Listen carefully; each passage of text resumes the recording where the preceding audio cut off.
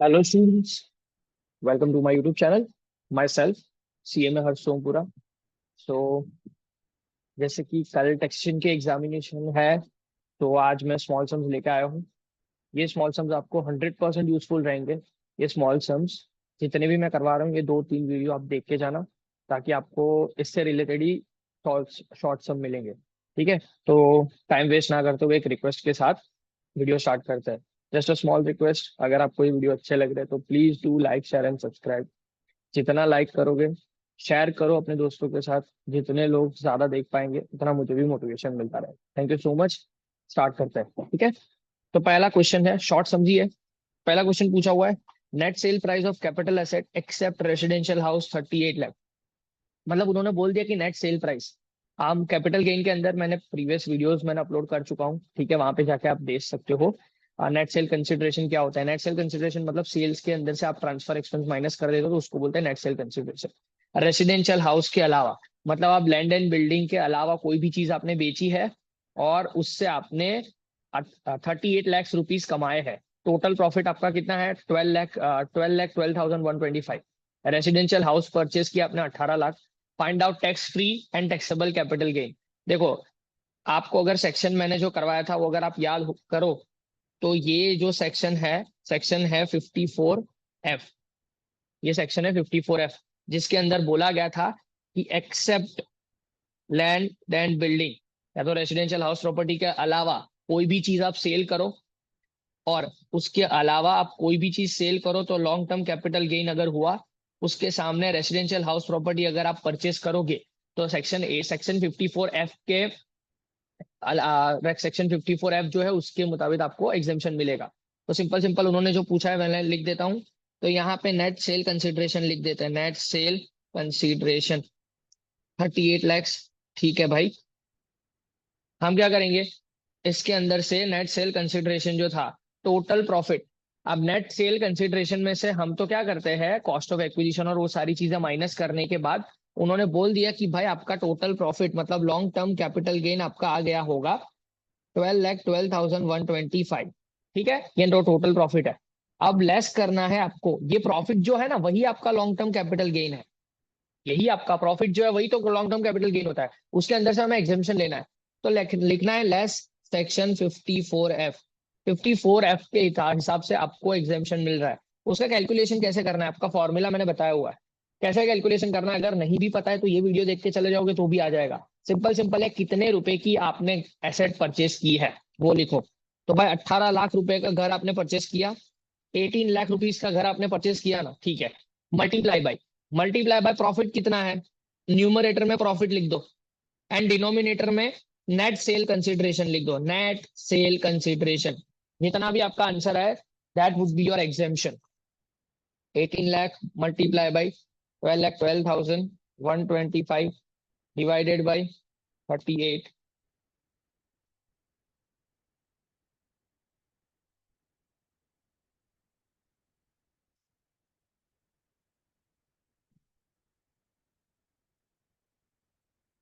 That is आपका exemption आएगा 574,164.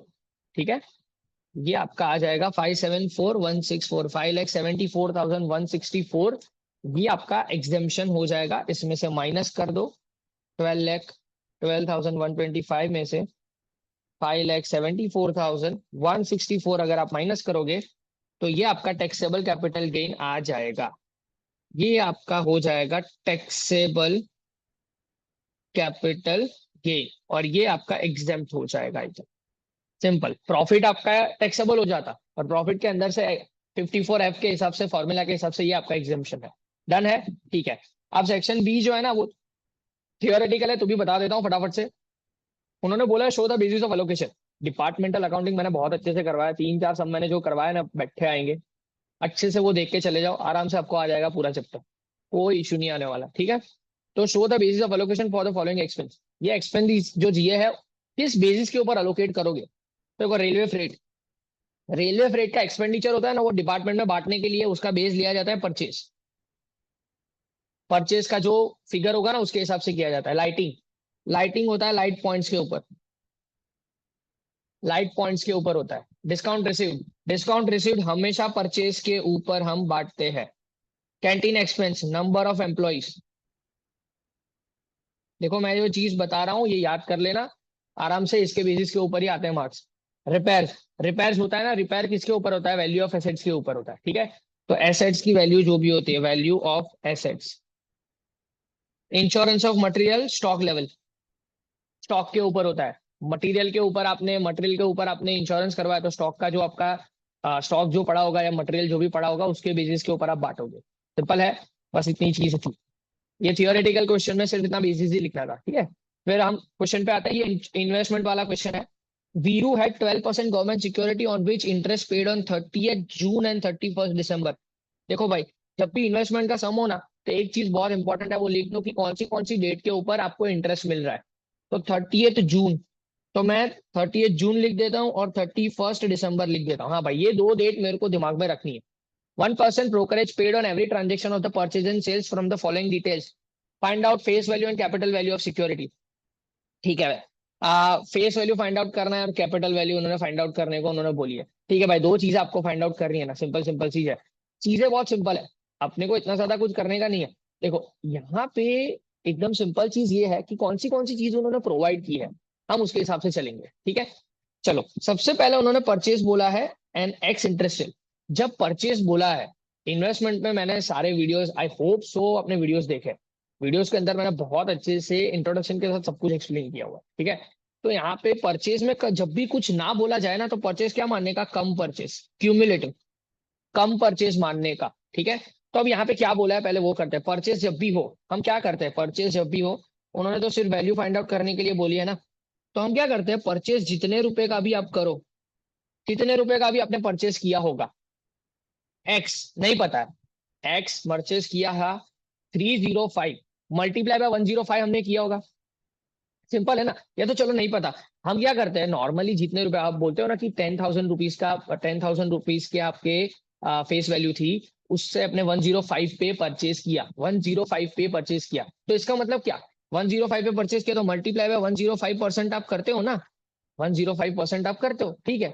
तो ये जो वैल्यू आएगी आपकी, ये जो परचेज वैल्यू आएगी, उसके ऊपर आप क्या करते हो? ये जो परचेज वैल्यू यहाँ पे जो आप परचेज वैल्यू लिखोगे ना, इसके ऊपर आप प्लस करते हो ब्रोकरेज। हमेशा ब्रोकरेज प्लस ही करोगे, इतना याद करना। परचेज वैल्यू जो भी आएगी उसके ऊपर ब्रोकरेज प्लस करोगे, और उसके बाद एक वैल्यू आएगी, वो आपको कॉस्ट माना जाएगा। उसके अंदर से आप क्या करते हो? परचेज कम इंटरेस्ट है, हाँ? तो कम है ना, कम मतलब क्या? इंटरेस्ट क्यूमुलेटिव है, इंटरेस्ट इसके अंदर इंक्लूडेड है, ठीक है। तो अब यहाँ पे उन्होंने बोला हुआ है कि 1% आपका ब्रोकरेज है। देखो उन्होंने बोला है कि 1% ब्रोकरेज इज पेड। देखो this is the most important sum, आपको ये सेम भी सम दिख जाएगा, मैं गारंटी दे रहा हूँ। ये समझ के चले जाना, ये सेम सम दिख जाएगा। उन्होंने बोल दिया कि 1% ब्रोकरेज है, तो 1% ब्रोकरेज बोला मतलब यहाँ पे 1 होगा, ये 100 होगा, जितना भी हमने परचेज किया होगा उसके ऊपर हमने 1 का ब्रोकरेज दिया होगा, तो हमारा टोटल खर्चा कितना होगा? 101। ऐसा लिख सकता हूं मैं, ये समझाने के लिए लिख रहा हूँ, बाकी मुझे लिखने की जरूरत नहीं है इन एग्जामिनेशन। ये मैं आपको सिर्फ समझा रहा हूँ कि अगर ब्रोकरेज का खर्चा 1 है तो हमारा टोटल परचेज 1 होगा, और उसके ऊपर हमने ब्रोकरेज का खर्चा 1 अपने ऐड कर दिया, तो 101 का टोटल एक्सपेंडिचर हुआ होगा मेरा, ठीक है। तो अब 1 के सामने उन्होंने दिया हुआ ये रहा ब्रोकरेज 315, तो यहाँ पे 315 लिख दू। हाँ जी भाई, 315 मैंने लिख दिया। तो क्रॉस मल्टीप्लीकेशन में कर सकते हैं ना कि 1 पे 315, तो 100 पे कितना? तो आ जाएगा भाई, मेरा आंसर तो आ गया। कितना आया? 31,500।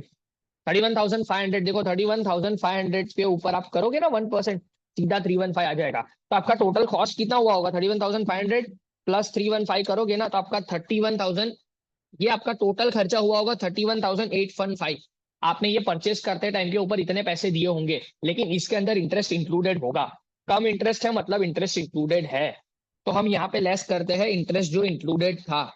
अब इंटरेस्ट कैलकुलेट करने के लिए मैंने बताया हुआ कि कौन से दिन आपने परचेस किया है ना, वो लिखो पहले। तो हमने 1/6 को परचेस किया था, 1/6 को परचेस किया था, उससे पहले एग्जैक्टली पहले कब इंटरेस्ट मिला होगा? दैट इज 31/12 को इंटरेस्ट मिला होगा, देख लो। 1/6/2019 से एग्जैक्टली पहले 31/12/2018 को आपको इंटरेस्ट मिला होगा कि नहीं? ये दोनों के बीच में कितना गैप है? बोलो भाई, 5 महीने का गैप है ना, 5 मंथ्स का गैप है कि नहीं? 5 महीने का गैप, 5 मंथ्स का गैप है, 1 2 3 4, sorry sorry sorry sorry, my mistake. तो 4 महीने का गैप है, तो 4 महीने का गैप है, तो 4 महीने का, सॉरी 5 भी है, सॉरी सॉरी, 5वां महीना भी कंप्लीट है। 1 2 3 4 5, 6 मंथ्स अभी स्टार्टिंग हुआ है, तो 5 मंथ्स का गैप है, पहले सही लिखा था। 5 महीने का इंटरेस्ट इसके अंदर इंक्लूड होगा। कम इंटरेस्ट मतलब क्या इसके अंदर इंक्लूडेड होगा, ये बहुत इंपॉर्टेंट समय अभी भी बोल रहा हूँ, देख के ही जाना। तो इंटरेस्ट है, यहाँ पे कर देते हैं। इंटरेस्ट हम किसके ऊपर लगाते हैं भाई, फेस वैल्यू के ऊपर लगाते हैं। अब फेस वैल्यू नहीं है, पर हाँ फेस वैल्यू निकाल सकते हैं, ये रही, ये इक्वेशन है। हमने क्या किया होगा, जो भी हमारी फेस वैल्यू थी, फेस वैल्यू को मैंने एक्स अज्यूम किया था, फेस वैल्यू को मैंने एक्स अज्यूम किया हुआ था, ये रहा। एक्स के साथ मैंने 105% मल्टीप्लाई किए थे, तो 31,500 आया था। तो यहाँ पे लिख दूं कि X multiply by 105% is equal to 31,500। कुछ नहीं करना है, X is equal to 31,500 divide by 105%। Calci पे भी आप 31,500 डिवाइडेड बाय 105% दबाओगे ना, तो भी 30,000 आ जाएगा। मतलब 30,000 रुपए का आपका इन्वेस्टमेंट है, इसको बोलते हैं फेस वैल्यू। ये आपका फेस वैल्यू है, ठीक है। उन्होंने फेस वैल्यू पूछा था तो फेस वैल्यू दे दिया। कैपिटल वैल्यू मतलब क्या, आपका खर्चा। तो 30,000 रुपए के ऊपर कितने इंटरेस्ट है, कितने रुपए का इंटरेस्ट है, 30,000 रुपए मल्टीप्लाई बाई कितने परसेंटेज है, 12%।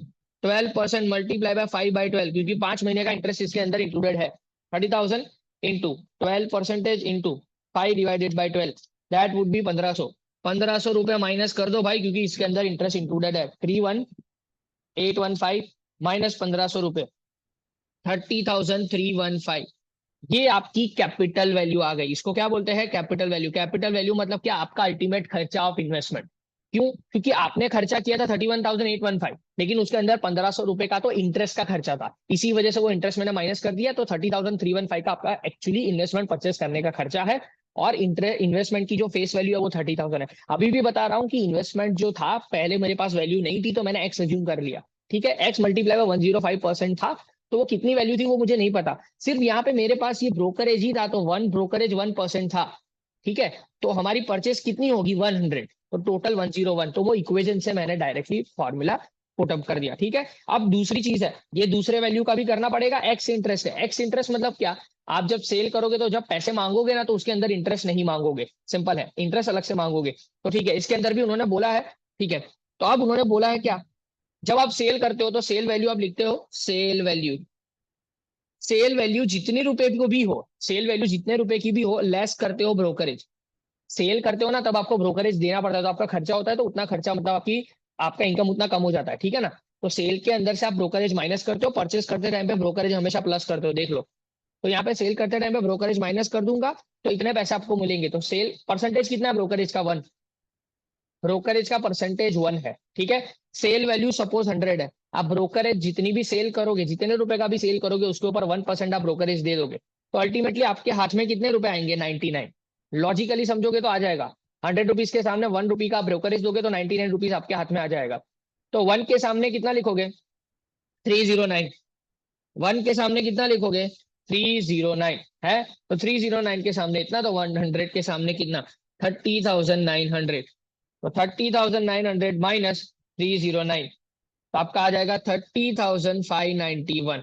ये माइनस कर दिया, तो आपका 30,591 वुड बी योर आंसर। क्यों, इसके अंदर से मैं इंटरेस्ट माइनस नहीं करूंगा, क्यों, क्योंकि उन्होंने बोल दिया भाई एक्स इंटरेस्ट सेल है, एक्स इंटरेस्ट सेल है। अब ये एक्स इंटरेस्ट सेल है ना, तो यही आपकी कैपिटल वैल्यू आ जाएगी डायरेक्टली। पर अभी भी फेस वैल्यू बाकी है। फेस वैल्यू हम कैसे करेंगे, उन्होंने बोला है 103 के ऊपर, तो यहाँ पे भी सेम होगा। फेस वैल्यू नहीं पता हमें, फेस वैल्यू मल्टीप्लाई बाय 103% मैंने किया होगा, तब जाके 30,900 आया होगा। एक्स मल्टीप्लाई बाय 103% मैंने लिखा होगा, तब जाके 30,900 आया होगा। तो यहाँ पे लिख देते हैं X multiply by 103% is equal to 30,900। X is equal to 30,900 divided by 103%, दबा दो कैलसी पे, तो अगेन 30,000 आ जाएगा। तो ये आपकी फेस वैल्यू है। फेस वैल्यू ये और कैपिटल वैल्यू ये। क्यों, कैपिटल वैल्यू में से मैंने क्यों इंटरेस्ट माइनस नहीं किया, क्योंकि यहाँ पे एक्स इंटरेस्ट था। एक्स इंटरेस्ट मतलब इंटरेस्ट इंक्लूडेड नहीं है। डन है, ओके। ये इंपॉर्टेंट था, ये सब देख के जाना। ओके, चलो आगे बढ़ते हैं। डी, ये अल्टीमेटली बहुत ही इंपॉर्टेंट वाला सम है, फटाफट से मैं रिवाइज करवा देता हूँ। देखो, रेसिडेंशियल स्टेटस अगर है रेसिडेंशियल स्टेटस के लिए आपको क्या याद रखना है, सबसे पहले बेसिक कंडीशन आती है। बेसिक कंडीशन के अंदर सबसे पहली चीज है, दो कंडीशन आपको याद रखनी है, दोनों में से कोई भी एक कंडीशन सेटिस्फाई होगी तो बेसिक कंडीशन सेटिस्फाइड है ऐसा मान लिया जाएगा। सबसे पहली कंडीशन है प्रीवियस ईयर के अंदर 182 डेज और मोर होना चाहिए, ठीक है। सेकंड कंडीशन है 60 डेज और मोर, या तो 60 डेज और more and 365 days in preceding previous year. तो 365 डेज होना चाहिए प्रीसीडिंग फोर प्रीवियस ईयर में एंड 60 डेज प्रीवियस ईयर में होने चाहिए, तो ही दोनों में से कोई भी एक कंडीशन सेटिस्फाई होगी तो रेसिडेंट माना जाएगा। फिर उसके बाद एडिशनल कंडीशन के लिए हमने बोला गया है कि 10 साल के अंदर 2 साल रेसिडेंट होना चाहिए, एंड बोला है हाँ बीच में, एंड प्रीवियस 7 ईयर्स के अंदर 720 days should be there in preceding previous year, ठीक है। तो 720 डेज होना चाहिए तो ही आपका होगा। ये मैंने अगेन रेसिडेंशियल स्टेटस के अंदर जब सेक्शन एक्सप्लेन किया था उसका भी वीडियो अवेलेबल है। आई होप सो आपने वो देखा होगा, अगर देखा होगा तो 100% आपको ये क्लैरिटी होगी। कर लेते हैं। यहाँ पे उन्होंने बोला from the following information find out the residential status of Radha foreign citizen. Foreign citizen बोल दिया भाई, फॉरेन में रहती है वो, फॉर द असेसमेंट 1920 के हिसाब से, ठीक है। फॉरेन सिटीजन है, कोई फर्क नहीं पड़ता हमारे लिए तो ये क्या है, प्रीवियस ईयर में कितने दिन वो इंडिया में है वो देखते हैं हम लोग, ठीक है। यहाँ पे तो सिर्फ इतना ही बोला है कि फॉरेन में रहती है, तो फॉरेन में रहती है, ठीक है। तो फॉरेन में असेसमेंट ईयर 2019-20, देखो करंटली 2019-20 के हिसाब से बता देता हूँ, पर ऐसा समझ लेना कि आपके लिए जो प्रीवियस ईयर है 2022-23 ही आने वाला है। डन। तो चलो जल्दी से देख लेते हैं कि भाई वो स्टे इन इंडिया, उन्होंने बोल दिया कि इंडिया में कितने कितने दिन थी वो, ये भी बोल दिया उन्होंने। तो हमारा करंट ईयर असेसमेंट ईयर कौन सा है, 2019-20। तो प्रीवियस ईयर कौन सा होगा, 2018-19। तो लिख देते हैं भाई कि previous year 2018-19 and assessment year 2019-20। आपके लिए अभी भी बोल रहा हूँ असेसमेंट ईयर 22-23 आने वाला है, 23-24 आने वाला है, प्रीवियस ईयर 2022-23 आने वाला है, ठीक है। ओके। तो हमारे प्रीवियस ईयर, हमारी कंडीशन क्या है, प्रीवियस ईयर के अंदर बेसिक कंडीशन क्या उसने सेटिस्फाई की है कि नहीं की है। प्रीवियस ईयर में 182 डेज है क्या, वो नहीं है। 182 डेज तो लेस है, नहीं है। मतलब पहली कंडीशन बेसिक कंडीशन में से फर्स्ट बेसिक कंडीशन तो सेटिस्फाई नहीं हुई। सेकंड बेसिक कंडीशन क्या है, 60 डेज और मोर इन प्रीवियस ईयर, 60 डेज भी नहीं है, मतलब सेकंड बेसिक कंडीशन भी नल। तो अगर सेकंड बेसिक कंडीशन, दोनों बेसिक कंडीशन सेटिस्फाई नहीं की, मतलब वो नॉन रेसिडेंट है, सिंपल, ठीक है। लिख देना है as C has not satisfied any of the basic condition, so she shall not be considered as resident, so her residential status not resident। Simple इतना ही लिखना है। हाँ, इससे पहले आपको दोनों कंडीशन बेसिक कंडीशन लिख देनी है कि दोनों बेसिक कंडीशन क्या है, और उस इतना ही लिख देना है कि दोनों बेसिक कंडीशन नहीं सेटिस्फाई की, एज शी वाज नॉट, दोनों बेसिक कंडीशन सेटिस्फाई नहीं। इससे पहले दोनों बेसिक कंडीशन लिख देना जरूरी है। I hope so I am clear. पहले बेसिक कंडीशन लिखना फिर ये लिखना आंसर, मैंने सिर्फ डायरेक्टली आंसर लिखा, ठीक है। ओके, तो thank you so much for watching this video. अगर आपको अच्छे लग रहे हैं वीडियोस तो please do like share and subscribe. Next videos भी आते रहेंगे, स्मॉल सम्स और भी है, तो keep watching my videos. Thank you so much, keep supporting me.